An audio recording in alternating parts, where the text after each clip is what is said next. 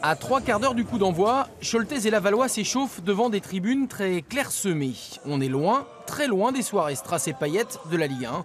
Et pourtant, aucun de ces joueurs n'est amateur. C'est une division qui donne envie d'être suivie parce qu'il y a du beau jeu, il y a des beaux joueurs. Quand vous regardez Laval ce soir, vous avez 90% de l'équipe qui a joué en Ligue 1, Ligue 2. Il y a beaucoup de joueurs tous les ans qui partent de la nationale pour aller plus haut. Nous, l'année dernière, on a eu Dorian Bertrand, on a eu Garland Djebélé. Partis respectivement au SCO d'Angers et au Paris Football Club. Côté mayennais, on aimerait bien se sortir du guêpier de ce championnat compliqué.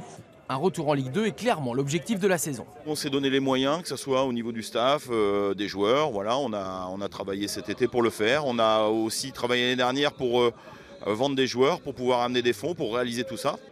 Dans un joli match, très équilibré, les Mayennais en blanc surprennent leurs adversaires au retour des vestiaires. Sur ce but splendide signé du meilleur joueur du match, Gabriel Etinov. Égalisation Scholtez, 10 minutes plus tard, Abdeljelil trouve la lucarne du but lavallois. Mais ce sont bien les joueurs de François Ciccolini, suspendus de banc mais présents dans les tribunes, qui vont s'imposer dans les dernières minutes de la rencontre. Score final, 2-1. C'est une belle équipe, je pense que c'est un bon match, un match de haut niveau.